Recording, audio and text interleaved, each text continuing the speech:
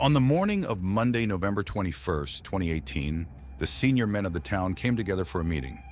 The circle of buckets was much larger now, over 100. Maria and many other women who had shown their worth on the targets on the rifle range were included. At the first meeting, Gloria and Willa had been afterthoughts. Now they sat next to their husbands as members of the circle.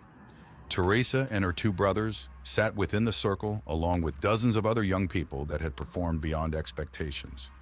Pancho stood. We now have almost 3,000 horses. We have not lost a man, woman, or child.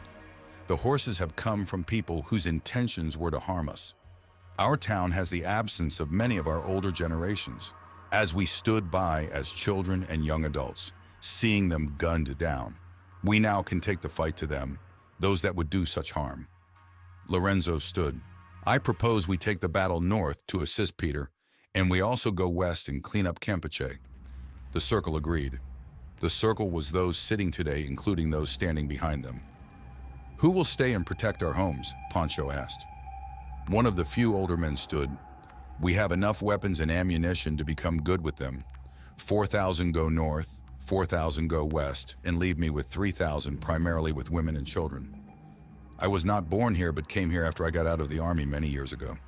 If the people are willing to stand with me, we can do this. The man's fatigues went from shades of green to shades of blue. Many in the circle also changed to shades of blue. God or Spirit or Gaia had made the decision of who was to go and who was to stay. When the 300 young men and women investigated the camp of the Campeche riders, they discovered 20 wagons with teams of horses to pull them. There was even a strong box full of gold and silver coins. They also found many boxes of ammunition and guns that could be added to what was being left behind. Over 600 horses were found. Pancho stood again. Peter Adams and his group of 2,000 are in trouble. They have very little ammunition and not enough guns. Around them is 20,000 of the army and 5,000 of the riders of who we believe work for this William Smith, who is part of the Los Zetas crime family. Many made negative comments at the mention of Los Zetas. I suggest we split the 10,000 R-15s as such. 3,500 go north, 3,500 go west, 1,000 stay here to protect our homes, and I propose we send Peter 2,000 rifles and 200,000 rounds. With the rifles, I ask for 100 volunteers to go with them to train Peter's group in their use and stay until we bring the rest of our army to Pachuca. Pancho liked the energy of the group. This was going to happen. The circle agreed. I also propose that I call up President John Taylor and ask for additional 500,000 rounds of ammunition for our R-15s, Pancho was suggesting. The meeting was being held under the protective cover among the trees where Pancho first had his portable stove. Everyone could see the town square through the trees. What before was a good view became blocked with a giant stack of boxes that said Remington Arms on them. The boxes were the same as what the first batch of ammunition for the R-15 and M16 had come in. The man that had volunteered to stay with the town stood up again, looking at the stack of boxes. I think God agrees. Agreement went throughout the people of the town. The feeling was they were in alignment with God. The man purposed. We send 300,000 rounds to Peter. The circle agreed. Lorenzo stood again. Do you think we could get some more chickens? Our 1,000 baby chickens have tripled in size and seem to be doing great. We have another pen just west of the baseball field. The number of bugs in the area had defiantly decreased. The young chicks were getting their share of protein. Brad stood up and shared in Spanish, "We will ask." Everyone applauded. The meeting ended. Both Tony and Brad were on their phones. Tony to Peter and Brad to Jenny. Jesus and his team were moving 2,000 of the R-15s into a separate pile. They also moved 300,000 rounds into a pile next to the guns. The mission near Pachuca, Mexico. Peter, where do you want the guns and ammunition? Tony asked. The town has agreed. We are now gathering up 100 volunteers. Peter and Patty were in the central part of Mexico on the east side. There was an old historic mission with a fort that looked very much like the Alamo in Texas. It was just west of Pachuca. Around the mission was an area of thousands of acres of flat land, nothing growing on it, very much like some of the high deserts in Nevada. With the guns and ammunition came 20 volunteers. A few minutes later, an additional 20 volunteers showed up. Every few minutes, 20 additional volunteers showed up. The last group included Tony and Willa. They had their rolling cases with them. "Welcome, brother," Peter yelled when he saw Tony. The two young men hugged. Beside them were Patty and Willa, also hugging. "What have you brought us?" Peter asked. "One of the best weapons on the planet. For a semi-automatic, it can put out 60 rounds per minute." Tony was lifting one out of its shipping box for Peter to handle. "It does not bounce half as much as the M16. "Yeah, but can anyone hit anything with it at that rate?" Peter asked. "There were 16 of us that put down 162 riders in less than 25 seconds. Tony shared, "We did not know they were coming. They showed up and just started shooting during a lunch break." "Who were the 16? Peter asked. "The four of us, Dmitri, and 5 more of his Russians, Jesus, the 15-year-old son of Pancho, his 12-year-old brother, 9-year-old sister, and 11-year-old cousin, Pancho, and his brother," Tony shared. "Well, the Russians probably got the lion's share of them," Peter assumed. "Oh, they did. They got 68 of them. Willa got 14, and the other 9 cleaned up the other 80. I was one of the other 9. We hit one horse that jerked in the way." Tony smiled. "He's fine. We told him to drink lots of water." Tony laughed. "OMG. Yesterday we were attacked by 100 riders, and we only hit 14 of them. Maybe we can do this." Peter smiled as he thought about how to proceed. Peter had a man very much like Pancho as leader of the local Mexicans. 8th grade education, quiet and not very assertive. His name was Carl. God picked him, and the people loved him and followed him. Carl had also been into the United States as a boy and again as a young man. His English was about 80% comprehensive and 50% speaking. He was the first black lanyard in the area. The 98 volunteers of Pancho's 1st Battalion were passing out the R-15 rifles and making sure that everyone could put the magazine in and load around. They also learned how to unload and make the weapons safe. They would aim at a faraway target and squeeze the trigger until the hammer hit home. Each man got 4 magazines with 40 rounds. They also got 2 boxes with 20 rounds. As Peter's men went to God, touched God, they got a tan uniform with shades of red and orange in it. The stories about the rifles were being passed around, and the confidence of the men was rising. The next attack would make or break this group of men. "Carl and Peter, someone has poisoned the water," one of the men in a red and tan uniform informed.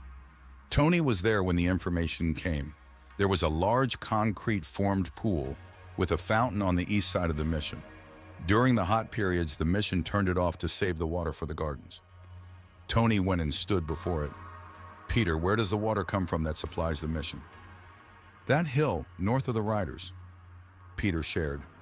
Tony closed his eyes, and before Peter and hundreds of Peter's men and a few of Pancho's, he filled the large fountain with thousands of gallons of water. Pancho's men told the others to get buckets, and in short order, 50 buckets were near the fountain. Tony filled them also. The next thing that roared up was the mission was getting low on food. Tony and Willa got with Carl and Peter with Patty, and they took 20 men to God. They each got 2 buckets of food. Tony had the men put the buckets in a circle and sit down on them in the fort's open area. Willa was next to him. "Tell the story, honey." Willa had the men understand what Tony had done. One of the men translated what was being said. He just wanted to make it easy for them. The food storage was almost empty. It was big enough to hold 1 to 1,200 buckets of food. By the time Willa had finished her story, they had attracted almost all the men and women that were not on guard duty. Willa placed a bucket of black beans in the middle of the circle. "We want 100 buckets of black beans," Tony shared. He led them in the Lord's Prayer. "Let's place them in the northeast corner of the fort's open area." It took a bit of time, but it happened. There was a happy cry, then shouts and applause. "Can some of you take some of the buckets into the kitchen? Tell the chef, rice is on the way."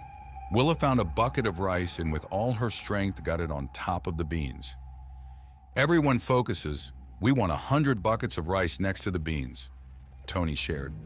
People started laughing. There they were, like the beans, a column 5 wide by 5 long, 4 high. Tony called out the others and things came much faster. Dehydrated shredded beef, dehydrated shredded chicken, dehydrated corn and peas, and diced tomatoes. Corn flour again. 100 2-gallon containers of corn oil and 100.2-gallon containers of hot salsa. 20 buckets of jalapeno peppers.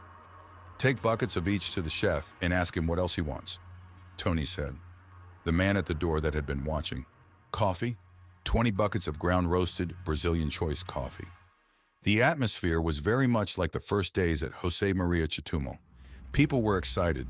There was hope in the air. People were greeting each other and smiling. The coffee came easily, and Tony and Willa joined in with the others in moving the mountain of food into the food storage room. "Who are you?" the chef asked in passable English. "I'm Tony Taylor, and this is my wife, Willa." Tony had set the buckets of coffee down to shake the man's hand. "I'm Carlos. I'm the cousin of the leader here. I'm a few days older than he is." The man laughed. "We are both named after our grandpa who went by Carl. How did you two create all this food?" "Have you been to God?" Willa asked. "Yes, many times." Carlos shared. "The next time you are with God, touch God and ask for something." Tony suggested, "Then the next step is believing you can ask from here." The man was stunned. "This seems too easy." "No, it is not," Tony laughed. "Here's your coffee." "Thank you." Carlos turned back to his kitchen, mumbling, "I will never be hungry again." Tony and Willa picked up their 4 buckets of coffee and moved on to the storage area. Their first day was quiet. Carlos and his team made a great lunch. The men from the Jose Maria Chetumal felt the pride knowing that 2 of their own had made a big difference here. Wait until the enemy is attacking. Peter and Carl were assigning battle stations for everyone to get ready for when the attacks would come. They now had more than enough guns to supply the troops to fill all the spots. The fort was 20 feet high, and the walkway around the top could hold 800 armed shooters. There was another wall that went around the outside of the fort. It was about 8 feet and had been built upon the inside about 3.5 feet high, making a nice shooting ledge at 4.5 feet high. That could hold 1,200 shooters. The west end with the gardens and fountain could hold another 300 with 4-foot walls, allowing the shooters from the fort and the lower wall to shoot over the 300 down below. The west end appeared to be the most vulnerable, but with the new R-15s, it would soon be shown to be a bloodbath for the riders. When the moving of the food was complete, Tony and Willa went back to find Carlos. "Thanksgiving is on Thursday. Can you cook turkeys?" Willa asked. Carlos froze for a few seconds, then finally, "Come with me." He took Tony and Willa to the backside of the big oven. There are many cords of wood here, more than enough to cook 100 turkeys. "We would need other fixings and pies too," Willa shared. "I know where we can get all of that." Tony looked up and thanked our father. Havana, Cuba, November 21st, 2018. The meeting with Casta had been intense, and Bill, Johnny, and their wives didn't want to sit in the hotel room for the rest of the day. They were out walking around Havana, Cuba, when they came upon a park. There was an older man that looked to be Asian. He was leading a group in Tai Chi. There was no doubt that this man was an expert at his craft. He had attracted over 500 to his practices this day. Johnny and Bill McCormick looked at each other, then at the nodding, smiling faces of their wives. Johnny had heard from his dad the story of Jesus and his rock. He picked up a nice rounded rock and handed it to Bill. The 2 men walked towards the man. Their wives are following close behind. Johnny tapped the man on his shoulder, then stepped away. Johnny nodded and Bill threw the rock. The rock hung in the air about 4 feet off the ground and 2 feet from Johnny. Johnny sent it back to Bill slow enough to follow with the eye. Bill's shield reflected it to Johnny. Johnny picked the rock out of the air and handed it to the old man. The old man felt the rock and continued to stare at Johnny. He then tossed the rock to one of his students. He went into a fighting stance, challenging Johnny. His first attempt was with his arms. Johnny was thankful there appeared to be no lasting damage to the man's hands, as his shield stopped them. The next attempt was on his feet. He was flying towards Johnny and was about to uncoil his legs when they hit Johnny's shields. He ended up on the ground. He stood and made another attempt to Johnny's left. Johnny quickly stepped to his left. The man ran into Johnny's shield, which knocked him back to a position of squatting on the ground. The man stood, bowed to Johnny.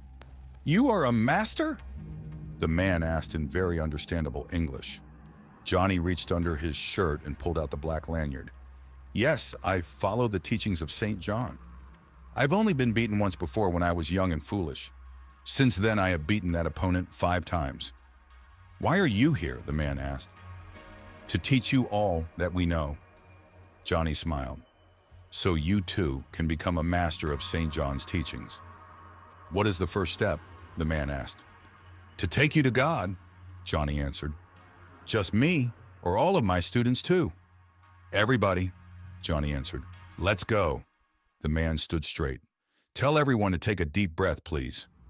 The man did. In a flash, they were there. The old man was crying. I was here once as a young man. I had taken enough drugs to kill me. I have tried thousands of times to come back. Every day I have meditated with the hope of coming here. Johnny stayed with the old man. The others found a few that could help translate. They worked with 100 or more each. Johnny had around him 50 or 60 that stayed with their teacher. What is your name, sir? Johnny asked. Brian Soule, the man said. Tears were still coming from his eyes, but he appeared to be emotionally stable. Who are you, young master? Brian Soule asked. I am Johnny Taylor, the son of St. John. Does your father still walk the earth? Yes, he is the president of the new United States, Johnny shared. Then this world has hope. What is your part in this? Brian asked. To teach you and your students all that I know so they may have a relationship with God. Johnny said, and also so you and your students can teach others. What's the next step? Brian Soule asked. We get you some tennis balls. Johnny laughed. Please tell your students to touch our Father. Master Soule told all his students to touch God and develop a relationship with our Father. His English and Spanish were both excellent. It would be learned his first language was English during his early years in Canada. Bill, Nancy, and Teresa had been getting some to touch God, but not for more than a few seconds. When Master Soule made his announcement, the almost 500 students moved as one to comply. Johnny touched God and asked, how many students did Master Soule have? Johnny was shocked to learn he had over 3,000 students. This was his smallest class. By the end of the day, Master Soule was wearing a red lanyard. Many of his students were wearing yellow and green lanyards. The next morning, Master Soule faced Johnny and asked to be tested for mastery. Johnny asked for volunteers for Master Soule's test. Someone translated into Cuban's version of Spanish. There is a vacant spot over there. Take us there. When they materialized, there was a student that had run into the park. She found herself in the middle of 50 people. She was unhurt but scared out of her mind and screamed. Johnny and Master Soule both went to the young lady. Maria, you are unhurt. I was being tested for mastery of St. John's training. Master Soule, thank you. The young lady felt her chest to make sure her heart was still there. Master Soule, if you would take a knee. Johnny had been an English king in a past life. After he had done so, Johnny continued. As a master, I have the power and privilege to promote others to the level of mastery of St. John's training. Johnny looked and found the frightened young lady and motioned her over. What is your name? Maria. Maria, please place this around Master Soule's neck, Johnny asked. Maria very carefully placed the black lanyard around his neck, then bent and kissed the top of his head. Rise, Master Soule. You have shown that this can be accomplished within 24 hours, for you have done that. Rise and show the world. Johnny realized everyone had come to the park and was watching as their beloved teacher was being honored. It was a very good day. Hundreds got yellow lanyards, many dozens got green lanyards, and a few got blue. The 4 worked with interpreters to guide and assist those that needed it. Master Soule was right there working hard for his students. That night, the 4 were nearing their hotel when the special police arrested them. They were carried to the federal building where they had met with President Costa on their first day. They were put into a holding cell for an hour. It was 6:00 p.m. by the time they could leave the cell to be escorted to an office many floors up. After they were seated, a very official-looking man came in and sat at the desk. It has been determined that you 4 are a threat to our citizens. The man read from a handful of papers. We are going to hold you until your government pays for the bonds for your release. How much are the bonds? Johnny asked. The bonds are $10,000 for each of the 4 of you, the man replied. The special police. Do they have the entire top of this building? Bill asked. No, we only have 3 floors. The one above, the one below, and this one. Johnny and Bill made eye contact. At the nod of their heads, the transport happened. There were only 47 people on the 3 floors at that time of night. They all went into the sun. Johnny had grabbed the documents as they were transporting. There is nothing here, not even our names. This is a very poor scam. They aren't even as organized as the bad guys that do this for a living. Johnny looked up as the last of the 47 went towards the sun and exploded. Johnny hugged his Teresa. How are you doing, honey? Johnny looked over and smiled as Bill was hugging his wife Nancy, rubbing her back. Nancy was also a few months into a pregnancy. Let's take care of our ladies, Johnny suggested. Back to the hotel? Bill asked. Let's go to God, Johnny suggested. What they found was Master Soul and many of his students meditating in the Christports. As the 4 neared, 4 of the students stood up, bowed to the 4 from Omok, moved to sit against God, and resumed meditating. The 4 seats were next to Master Soul.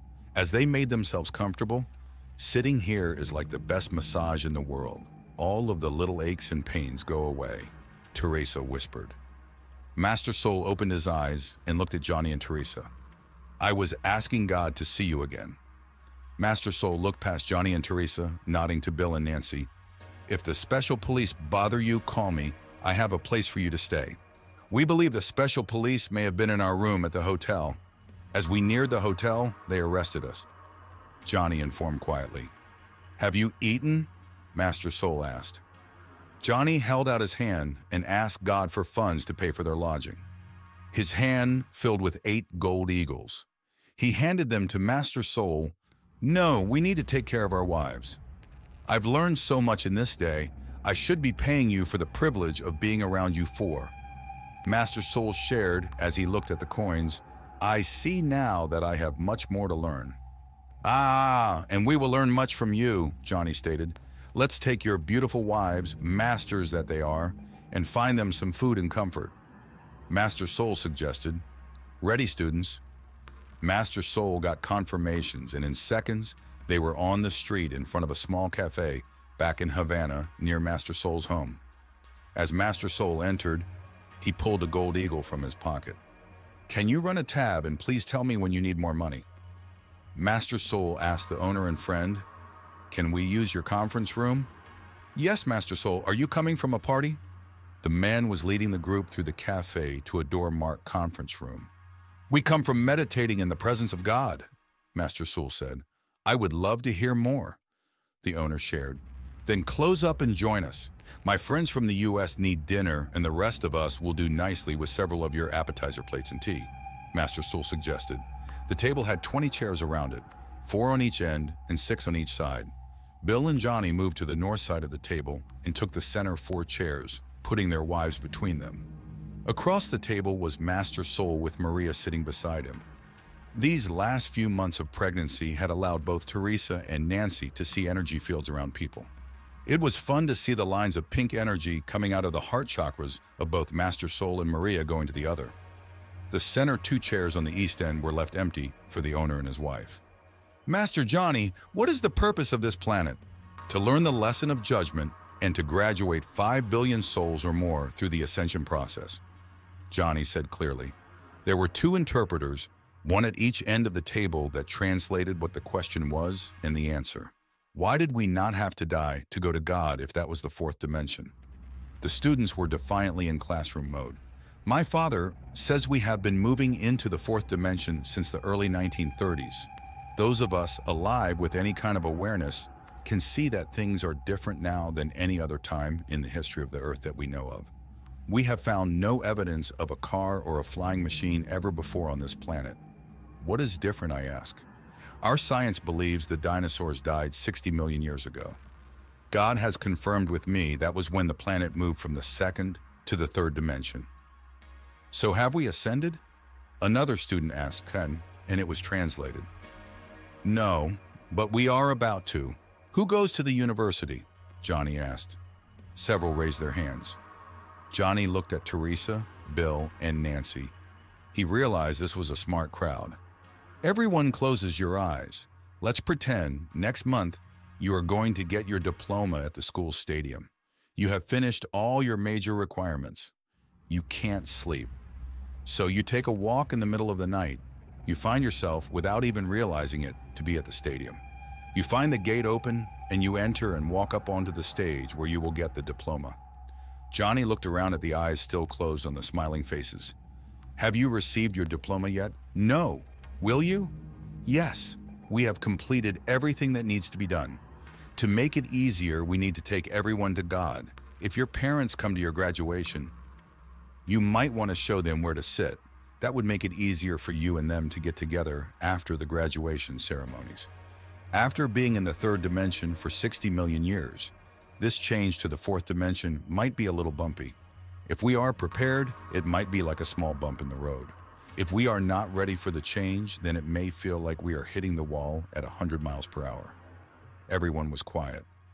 Johnny continued, Maria, if you had been prepared today and knew 50 people were going to instantly appear all around you, how would you have reacted? Maria and Master Soul looked at each other. Maria started giggling. There may have been a little bit of fright, but I would have been okay. How did you react today? Johnny smiled. I was scared to death. I was sure my heart jumped out of my chest. I felt I was going to lose breakfast. I thought I might die. Maria nodded. Let's take all of our friends, loved ones, and future students to God. Johnny was looking at nodding, smiling faces. Let's make it okay for everybody. The food arrived, the owner served, then took a seat at the table. Master Soul introduced their friends as Pet and Masa. I have heard Master Soul say he has much to learn. What else is there to know? A student asked. The first time my father, St. John, needed to transport over 600 to God, he was scared out of his wits, like Maria today. Johnny had everyone laugh, including Master Soul. Johnny looked at Teresa, Nancy, and Bill. We four have transported over 30,000 to God. Johnny took a bit of food while what he said was translated. My adopted brother and his wife and 2 friends went to a town of 11,000 in southern Mexico. When they arrived, they realized everyone was starving to death. The water had been poisoned and the many local drug lords were killing the people of the town whenever they so choose. Johnny took another bite while more was translated. My adopted brother and his wife and 2 friends asked for and received from God enough food to feed the 11,000 of their town for 90 days or more. Within a few days, the town was able to start adding to that. Tony, my brother, reached out to a waterfall and filled many buckets with clean, fresh water. The next time the drug lords attacked, only the drug lords and their men died. Johnny was having fun. His wife and Nancy were looking at him in shock. They would tell him later what they were seeing. His aura was bright gold with streaks of dark blue. This had become his group, and his wife and friends realized Johnny would make a great president someday. Johnny took another bite of food. How can we fix Cuba? This came from Maria. My brother Tony and his wife Willow went to Russia. The first man in Russia to earn the black lanyard was President Putin. He transported 225 to the Arctic Circle. Johnny took another bite. Today they are using the national TV system to transport millions of Russians to God. Some of those are Muslims and some of them are not coming back. Master Soleil, God says you have 3,000 students? Master Soul looked at Maria and she was nodding her head, yes. Yes. Have a third of them reach the black lanyard. Have another third reach at least the red. Bring them all together and have them take everyone in Cuba to God. Johnny felt what came out of his mouth was a direct order. Master Soul felt it. You came to find me? Yes, you are the only man in Cuba that can do this. God sent us to find you. Do this, you will be called the new father of Cuba. You will have your immortality gene turned on. You will have good health and a loving partner and devoted students. You will bring prosperity and freedom to this land. Things like truth, honesty, and fairness will become commonplace. No one will refer to the time past as the good old days. Your wish to be with God for guidance has been fulfilled and will be for the rest of your life. Johnny was radiating love. How long will you stay? Master Soul asked. We have accomplished almost all that we set out to. We thought 10 days might be enough time to accomplish making our first black lanyard. We are way beyond that. Cuba is going to become a paradise. We could leave now and declare the mission a success. Johnny was smiling and looking at his wife and friends. We need to talk, but I'm in favor of staying the full 10 days. In the new United States, how is healthcare handled? Maria asked. We have a corps of healers that wear the pink lanyard. The masters of the healing corps also wear the black lanyard with a pink medallion, Nancy shared. Maria noticed that both the ladies wore a black lanyard with a pink medallion. Is that what you do, is heal people all the time? No, we help our husbands change the world.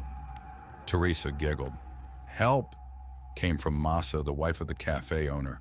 My wife, she is pregnant and this one does not feel right. Pet was alarmed. Teresa and Nancy jumped up and helped Masa pull her chair out. The two ladies kneeled on either side of Masa.